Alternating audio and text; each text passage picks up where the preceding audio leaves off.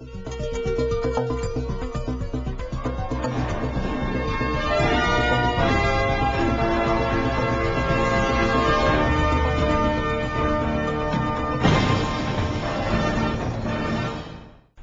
again to Power Talks with Santosh Shah. Israel and Middle East have been of great importance and great interest to the media and people all over the world. Today we have a very important guest, His Excellency Mr. Dan Stav, the Ambassador of Israel to Nepal. Tel Aviv and Jerusalem have always had major international news wire and media services. Despite the fact that these news wires carry information, news to the global media, there are about 400 or even more international journalists based in these two cities. As we all know, the news from Israel dominates the cover page, the headlines of the television, the breaking news, and we just can't miss the news from Israel and Middle East almost every other day. Your Excellency, don't you think the media coverage from Israel is a bit overhyped? I think indeed that the coverage of media of issues related to Israel in the Middle East is very large, and there are very obviously various reasons for that. Israel being a state that hosts sites that are sacred for three different Western religions, the ongoing conflict, the incredible story of the revival of the Jewish people in their ancient ancestral land, and the tough luck of the Palestinians, the mismanagement of their own affair that ended up in a failure to establish their own state. Traditionally, historically, European powers had great interest in this region. Strategically, also during the Cold War, it was a scene of clash between the two superpowers at that time. So it attracts always a lot of media. Adding to that Israel is a democratic society and an open one, and for media it is a paradise because everyone is willing to state what is on its mind. So this is mostly the major reasons for that. But whether it's excessive or not, the media decides its other agenda, not us. If you see the national newspapers, the national magazines within Israel, it covers more of the attacks that takes place within Israel from outside, from the disputed territories. But when we see the international media like Time, Newsweek, and other, most of the coverage is on the attacks that's done in the Palestine or the conflicted regions. Does that affect the image of your country? Certainly the media in a global village has an important role.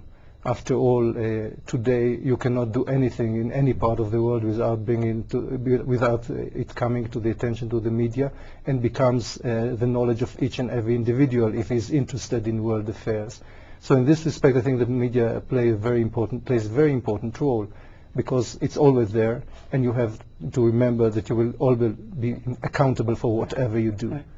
But I think that obviously, I think that the Israeli media is also paying quite a lot of attention. There's also a debate within the media in Israel whether you allot attention enough or not enough to Palestinian issue. But I think by and large, if the Israeli reader wants to know about what is happening in the Palestinian territories, how the people feel there, even during the last military operation in Gaza, I don't think that the Israeli reader has to resort to international media to get the information. And obviously I think every media anywhere places importance to what happens in your own domain, whether it's Nepal, whether it's India, United States, or UK. Now, we hear so much about the Middle East conflict. We even hear about the peace process, the peace talks. The UN and from the UN as well. Can you elaborate on the Middle East conflict? It's still very confusing for us. The Middle East conflict, I think, is confusing for many. I think that the common knowledge about the Middle East conflict is that there is a core issue, which is the Israeli-Palestinian conflict.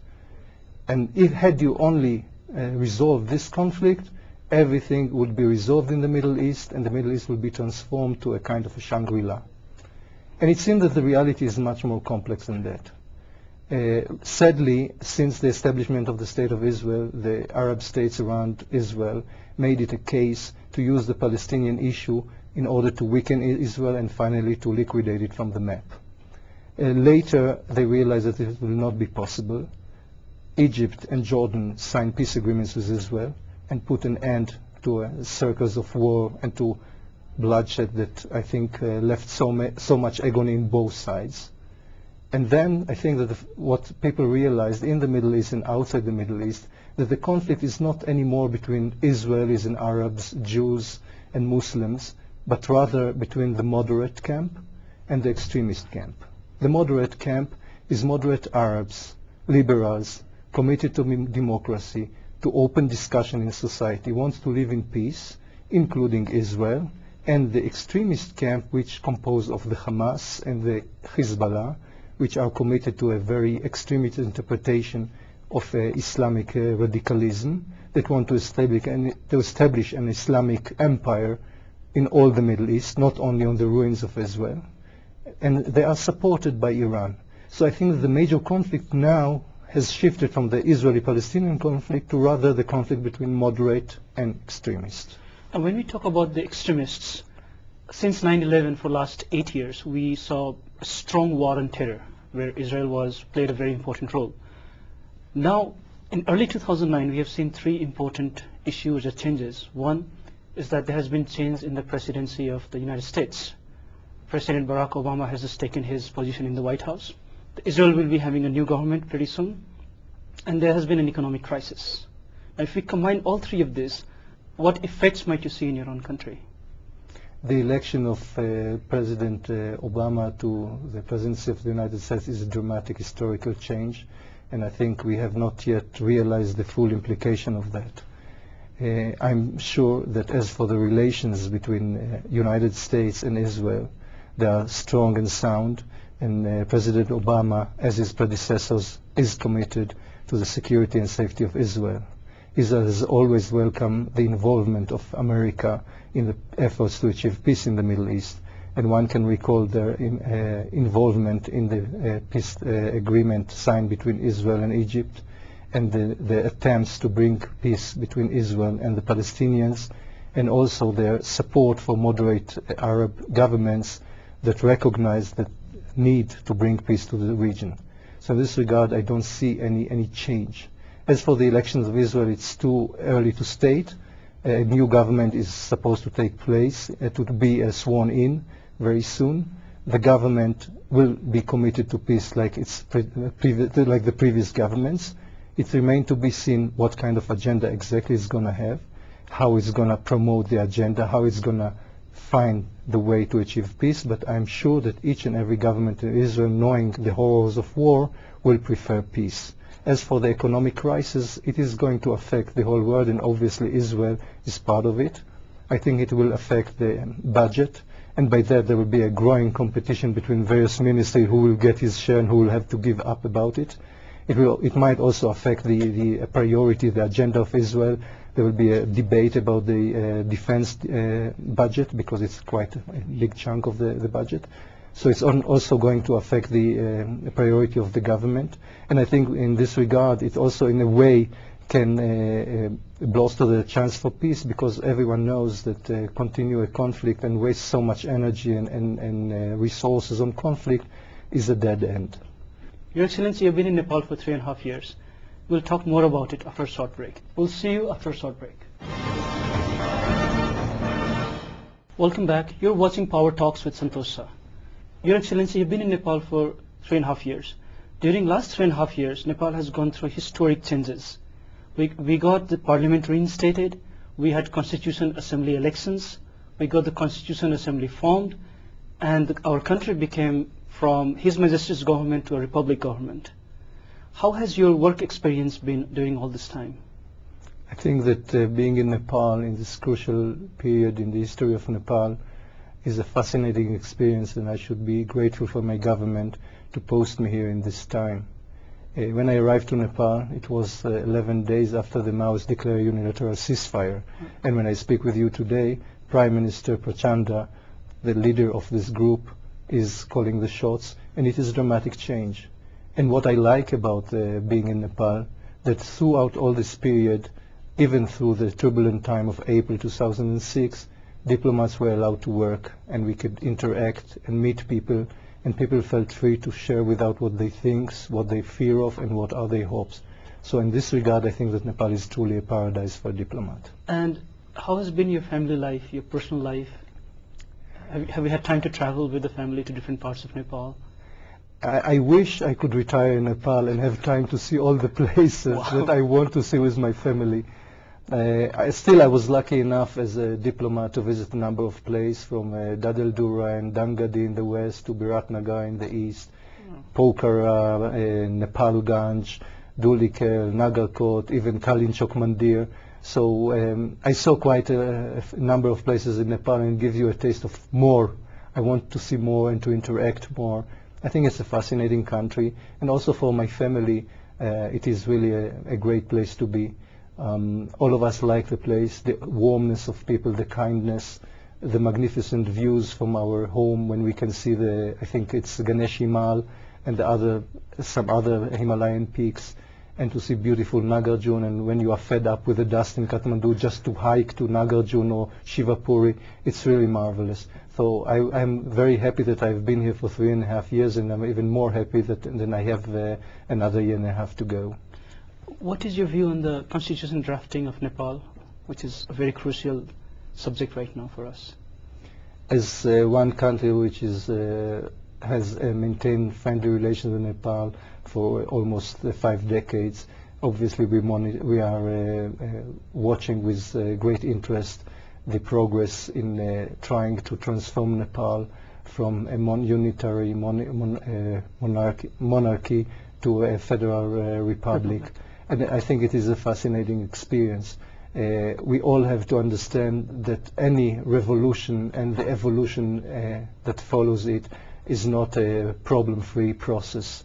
If you look backward, the glorious revolution of April 2006, despite sadness that I feel for the families of those who perished during the revolution and the thousands that were injured throughout, I still think that, relatively speaking, this was almost a clean revolution.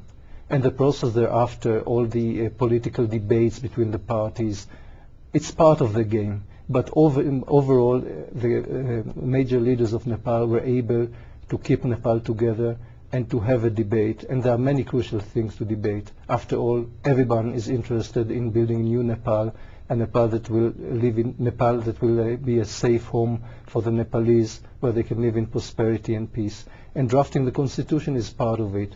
Well, you do draft, hopefully, a constitution once and for all, like the American did in the 18th century. And therefore it's of great importance that all the political forces will join hands in order to give Nepali people the constitution they deserve. Like 5 decades ago, the situation that was in Israel with finances, poverty, barren deserts, not much hope in terms of a great livelihood, I think we sense that in Nepal right now. But Israel has come a long way. It's one of the developed countries of the world. The economy is great. There are green pastures everywhere. So considering the growth that we are seeing in Nepal right now, do you see hope for us? I think Nepal has a great potential. I went to a trek in Dholaka, and when you see the hard-working farmers, no one can tell me stories that Nepalis are lazy. They are willing to work hard.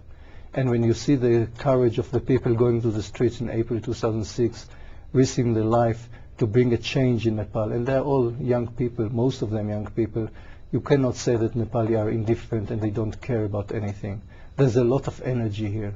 The issue is how to channel it in the right directions. And Nepal has a lot of potential, whether it's hydroelectric projects, tourism. You have a paradise here. I hope you all realize it. For tourists, it's really a paradise.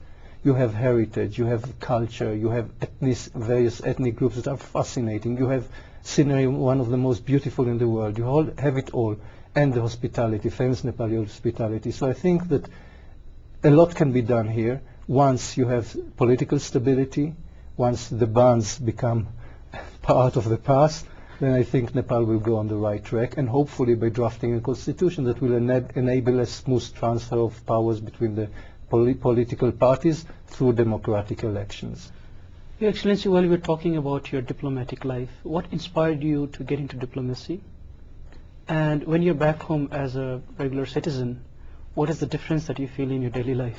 Oh, yeah. What inspired me to come into the diplomatic service was a story I heard from my father. His dream was to become a diplomat in the Weimar Republic of Germany before he migrated to Israel, Palestine. And he could not do it because he was a Jew. So somewhere back in my mind it was there. And I think from young age I showed great interest in politics. And I thought that a diplomat, being a diplomat will be a realization of this great interest.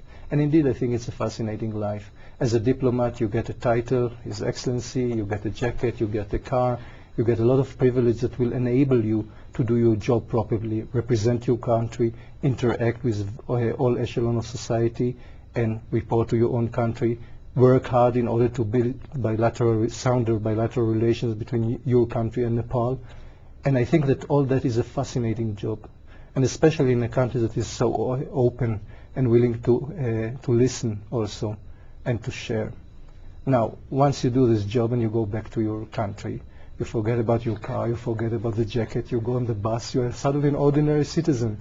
And we all have to realize that once they call you Your Excellency, it's because you are representing a country and not because of your own personal merits.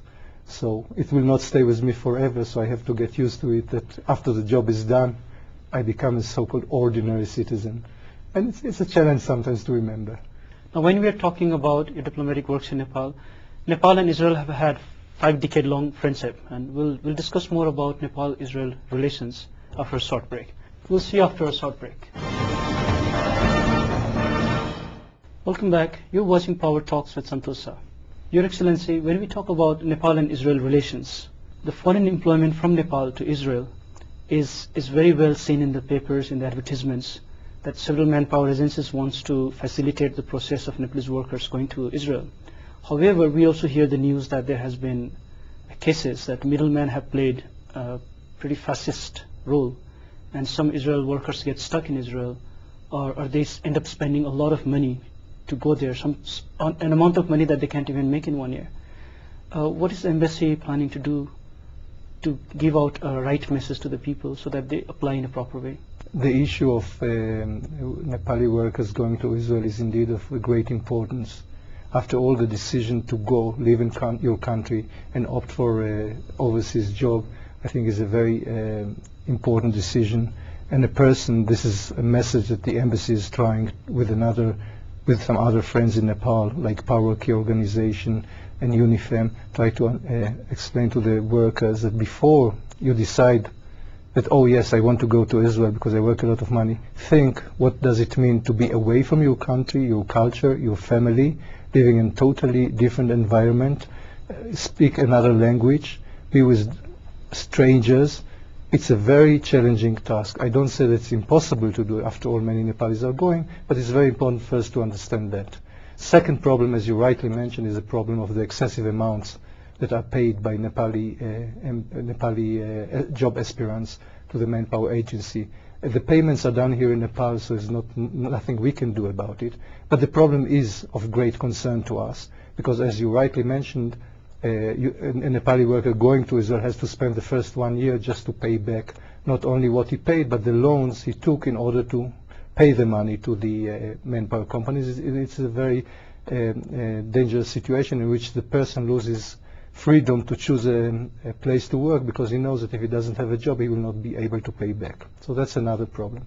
Third problem is that I think that in many cases the training is inadequate.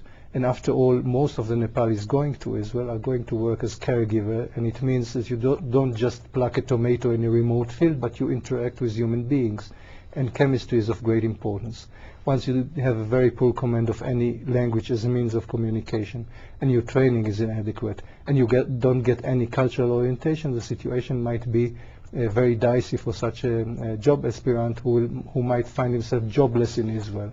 And that's another source of concern to us, the emergence of a phenomena where job aspirants from overseas find themselves unemployed. When we talk about the Israel-Nepal relations, is there any investments coming in to Nepal from Israel, like especially in the telecom sector? I don't think that investments are coming at the moment to Nepal in the field of telecom. However, a growing number of Israeli telecom companies are showing greater interest in Israel, and obviously as the Embassy of Israel we welcome it.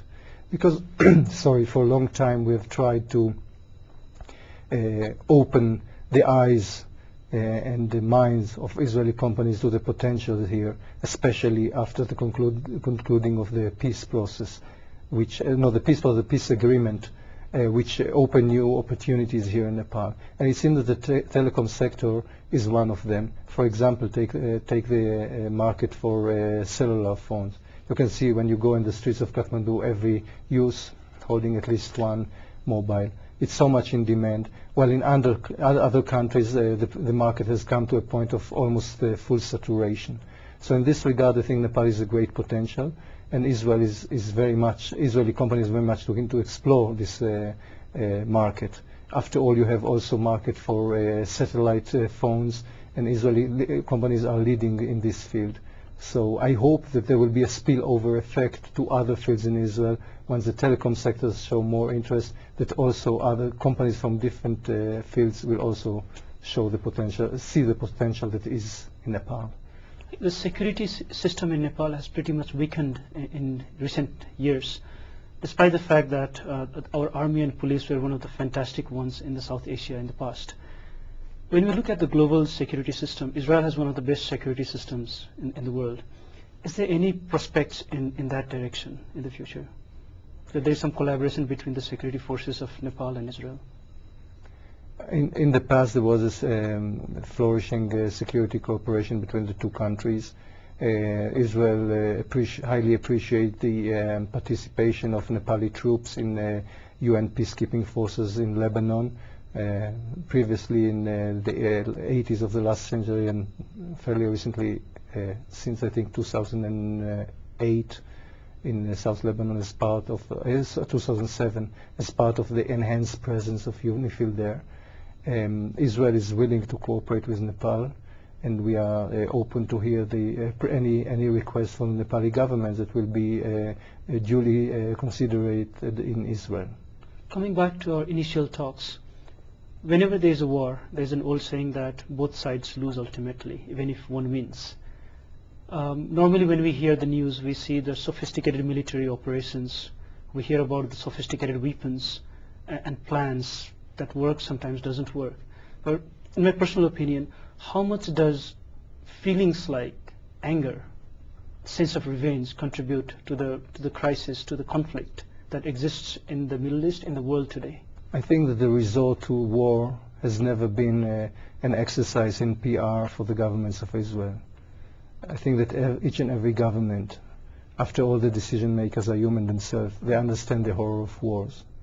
Regrettably, from early days of humanity, war was there, and all the attempts to eradicate it completely failed.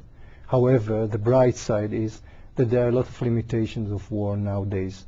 First, on the occasions that you are allowed to resort to war, and secondly, once you have the right to use war in self-defense, how to conduct your war. You are not allowed to harm citizens. You are not allowed to deliberately destroy humanitarian installations like fields, water pumps, etc. And also you should allow the flow of humanitarian aid. The recent military operation in Gaza Strip is, I think, a very good example of that. Israel has been attacked from Gaza, ruled by the Hamas, and even before the Hamas ruled it for the last almost 8 years. Whatever we did failed. We even completely withdrew from Gaza Strip. Not a single Israeli is there hoping that the Gaza would serve as a model to show and prove that Israeli and Palestinian can live together. However, the Hamas, which came to power in by a democratic process, is committed to a very radical ideology, which is to eradicate the state of Israel using what they call holy war or the jihad. And they want to distribute this revolution to neighboring country and establishing Islamic empire on the ruins of Israel and the moderate regimes around it. The problem is that Israel faced a situation in which a growing number of Israeli civilians found themselves under constant shelling of simple rockets, homemade rockets sometimes. But still, when you live in your home and suddenly you hear the whistle of the rocket and you don't know whether it's going to fall on your house, killing you or your neighbor, or it's going to explode in open area. And there was a deliberate attempt by the Hamas to target civilians. And this, I think, the situation was not tolerated by Israel. And I think anywhere in the world you will not find a government that will tolerate it. So Israel exercised its right for self-defense. Sadly, the Hamas entrenched themselves in densely populated area, the Gaza Strip. Over 1.5 million people live there, and they are innocent. And they have to suffer the burden of the Hamas regime and the cynical use of humans as human shields. But even throughout the operation, Israel allowed flow of humanitarian aid, and during the last days of the operation even opened what we call humanitarian corridors in order to enable the population to have an access to the humanitarian aid, to get food, to get medical, because even if you bring it inside and there's shootings, then it's very hard to get the products. So we allowed that as well. And we do hope anyway that the solution to the problem, to any problem in the Middle East, will not be by war. So you're hopeful. I'm very much hopeful, because I think that the lesson from this war for everyone, that by war you don't achieve anything. You can defend, you have the right to defend yourself, you can handle a military challenge, but a political solution will never be achieved by military means. For this purpose, we have ongoing negotiation with the moderate Palestinian and the moderate Arab states in order to try to improve the situation in the Middle East. And by and large, I'm hopeful.